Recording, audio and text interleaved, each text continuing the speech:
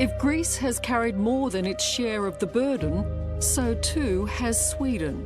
A nation with less than half the population of Australia took in 165,000 refugees last year alone and is starting to buckle under the pressure.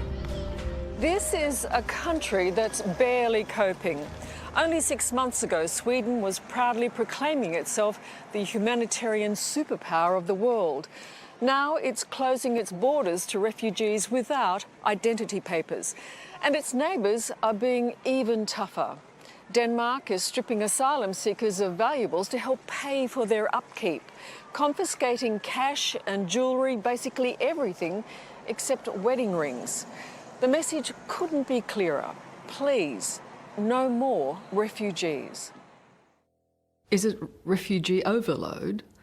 Yes, it's a refugee overload. That's a good word. Just too many people? Too many people, and too many people of the wrong kind. Like many of his countrymen, Jan Hunnesson is calling time. This one-time school teacher and more recently political activist says Sweden is on the brink of an economic and cultural disaster.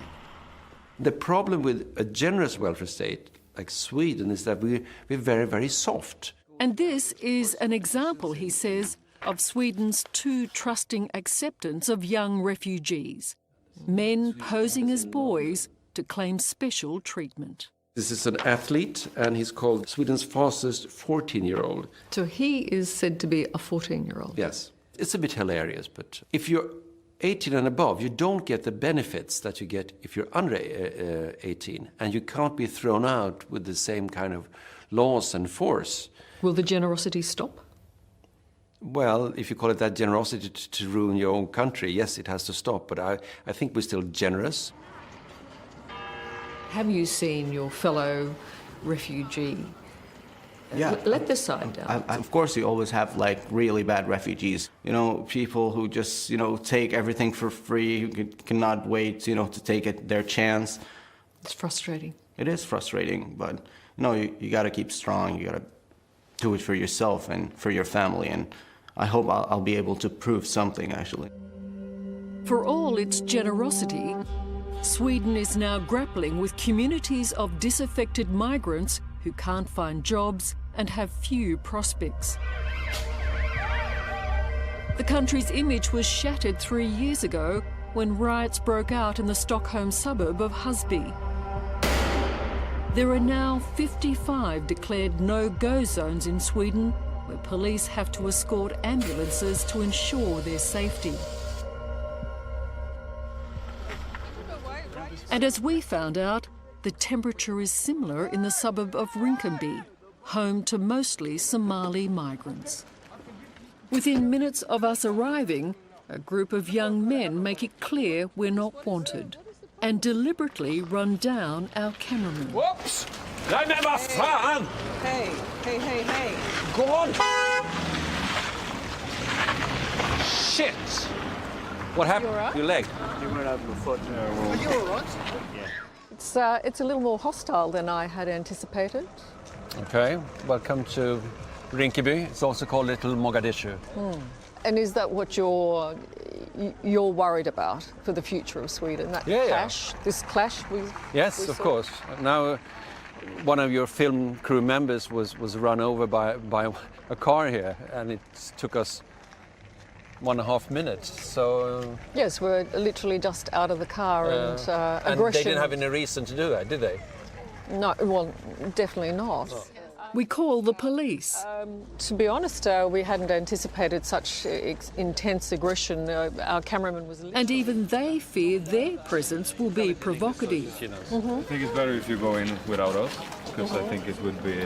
very aggressive. Yeah, if Okay, we're young. that's So we will stay here, and if it is... That's fine. You watch us. Perfect. Thank you. Okay, thank you. Majority here are Muslims from East Africa, and they don't assimilate well into the Swedish culture and society, and they're unemployed, and they're poor.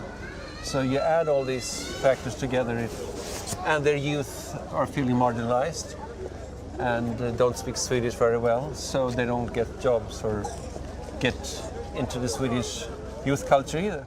But not everyone is hostile. Oh, okay. Yeah, my cousin lives in Melbourne.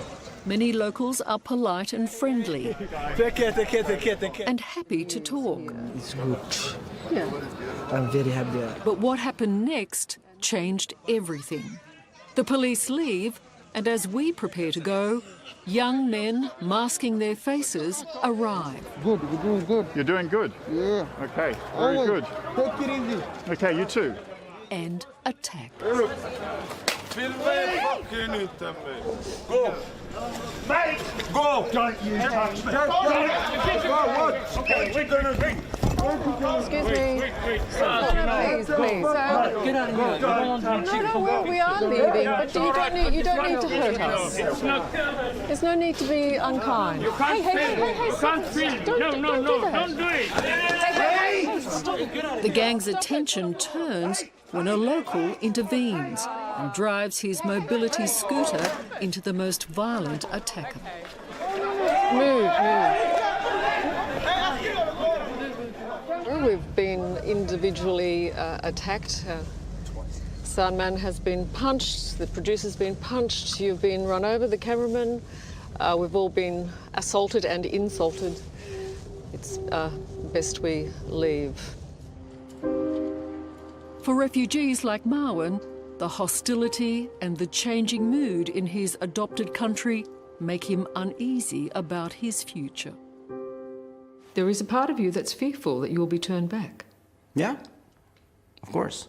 You always have doubts. We're human beings. We always have doubts.